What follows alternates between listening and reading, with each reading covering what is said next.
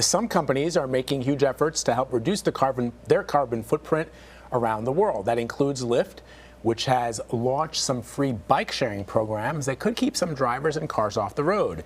The rideshare company is also investing in new bike stations, safer bike lanes, and a number of health measures in some of the busiest cities.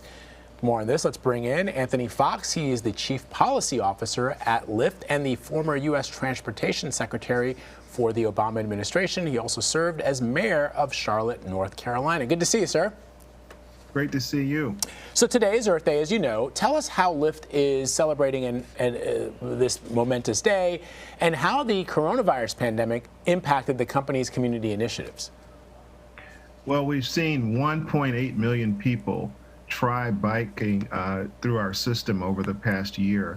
And it's really because people know that it's a safe alternative given the pandemic, and many cities have cooperated with us to make biking a real central part of the transportation system, closing down certain streets and even some bridges in places like New York to do bike only and pedestrian only travel. That's been a huge impact for us. I want to ask you about something a little bit different right now. California voters last year gave the thumbs up on a ballot proposal that shields companies like Lyft, sort of gig economy companies, from having to classify workers as employees. Now, this debate is heading to Massachusetts, where the state's attorney general alleges that by classifying drivers as independent contractors, companies ultimately deny workers benefits that they would receive if they were employees. So what's your response to all of this? What would you like to see happen next?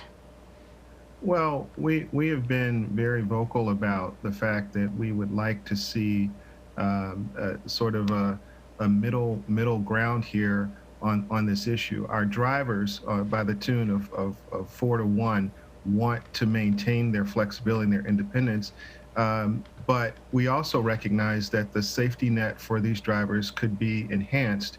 And we frankly need the work of government working with us, as well as other stakeholders, including the labor movement, to try to figure out what a middle path would be, one that preserves the flexibility, but also increases and strengthens the safety net. And that, one of the things about Prop 22 that people don't always realize is that it created an earnings floor for drivers. It also provided gap funding for insurance coverage. And we think there's a way forward, but we have to come to the table, and we're willing to do it. As you know, or you might be aware, President Biden's infrastructure plan is expected to cost up to $2 trillion, and it involves raising taxes. Some critics say this plan could negatively impact the economy. As the former U.S. Transportation Secretary under the Obama administration, what's your take on this, and how can this plan help growing cities like Charlotte, for example, where you were the former mayor? Well, first of all, you're talking to somebody who beat the pavement back in 2013, 14, and 15 for the last transportation bill, and I have to say that the president's proposal is bold, and we need something bold. And frankly, I know that the choices are all bad choices when it comes to how to pay for it, but paying for it is more important than not doing it. And so we've obviously said that we would support the corporate tax proposal. I'm sure there are other proposals that will be discussed as part of this, but the bottom line is that the vision the president has put forward is directionally right, and we have to pay for it pretty much by any means necessary because the country needs it. Because of your varied resume, including being a mayor, I want to ask you about some of the big stories this week, particularly the conviction of Derek Chauvin, guilty on all 3 charges. I want to get your reaction to the news of his conviction, and also, where does the conversation go from here? What do we have to start discussing? What do we have to start changing? Well, I've felt a great sense of relief for the family. Looking backwards, not just over hundreds of years, but over the last decade, so many families have gone down this road, and at the end of it have felt that justice hasn't been served, and it's a relief to see it served in this case. Obviously, we have some systemic problems that still need to be addressed, and I think sensible police reform should be on the table. at the federal level and perhaps even among the states and local communities. But I think there's a broader issue here of the role and the degree to which African Americans in this country and other Black and Brown people have been treated not only by police, but in terms of economics, in terms of voting, in terms of so many things. And I think the conversation really needs to be, I'm an American, and I, have family members who've served in the military. I have people who've even served in law enforcement in my family. And it's a shame that we find ourselves in this place, but we are Americans and we care about this country and we just want to be treated fairly. As you know, hours after the Chauvin verdict, we get news of other instances of young Black people dying at the hands of police. Let's talk about police reform, which I think we've done a lot of coverage on that on this broadcast. What do you believe should be the top priorities federally, and how can cities like Minneapolis or Charlotte enact meaningful change at a local level? I think that throughout the course of the last couple of months, things have gotten lost in the translation. Generally, when you poll African Americans in cities like New York and Philadelphia and other big cities, they generally don't want the police to go away. In other words, they want the police there when they see crime happening. They want to be able to call the police. But a lot of people also agree that there needs to be some type of reform in just the way officers and police departments deal with the public. What's your take on that? Well, look, use of force is something that needs to be explored. Obviously, there's some techniques, including some of the things that Officer Chauvin used in the George Floyd situation that need to be banned in some cases, re-examined in others. There's also an issue around hiring, there are many police forces across the country where the police officers don't actually even live in the cities; they live around the area, and I know a lot of communities have been discussing whether they should have some requirement that police officers live in the cities that they serve. And I also think that historically we've had challenges, hiring more people of color in the police forces. I think that's also a point of emphasis that should be explored. But I grew up in the public schools of Charlotte, and I saw community policing work. We had a resource officer in our school, Officer Nivens, who was a wonderful, wonderful man and did a great job.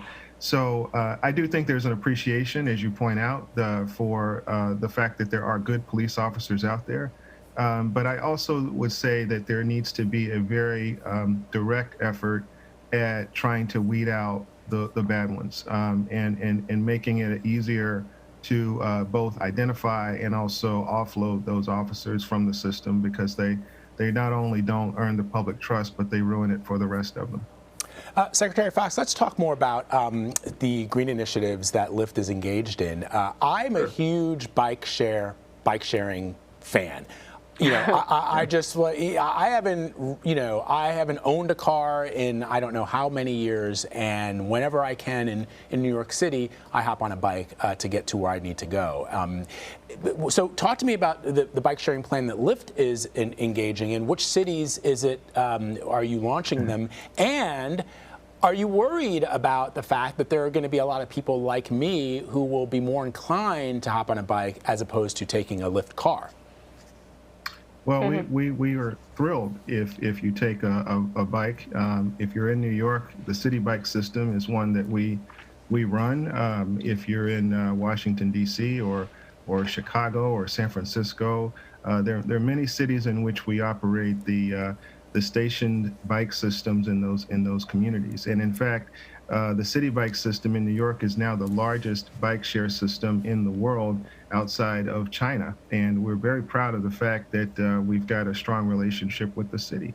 Look, I think so many people have rediscovered biking in the course of COVID. And maybe one small silver lining of COVID is that people will continue that post-pandemic. I hope that cities continue to create thoroughfares that are dedicated to biking. We certainly think that this infrastructure package, with all of the focus on climate, hopefully will have a strong micromobility component so that biking can also become a part of the federal directive to reduce the impacts of climate. It's a clean way of transportation, and it also is one that's healthy, and it's also one that gets you from one place to another. So we're happy about that. Are you also working with? Vlad, there's always winter. You can always get a Lyft car during winter time. I actually do. I actually still ride my city bike generally in the winter, or I jog home. But it's true that if you have to go a long distance, if you got to go, to Long Island or a little further, you got to get in a car. But I also wonder, to that point, Secretary Foxx, if you're working with mayors and municipalities to include more bike-friendly lanes, and even oh lordy, cutting traffic off from certain streets. Like when I used to I lived in Paris for many years. There were streets that are completely closed to vehicular traffic, which made life in that city so enjoyable and so agreeable. I don't think we've done it a couple of times in New York City. A couple of streets have done it, I think last summer, but it's just not as common, and I wish it were. Yeah, they've been doing it in Philadelphia because of the pandemic, and I think a lot of people would like to see it maybe last beyond the pandemic. Yep. Pandemic may be a game changer. Sorry, go ahead. It would absolutely be a game changer, and that's what I'm saying is I think the pandemic has reopened people's eyes to the possibility that bicycling can be a central form of transportation. And given the experiences that cities have had with dedicated thoroughfares, as you all have talked about, we want to work with cities to ensure that we continue some of the good things that have been discovered during the pandemic.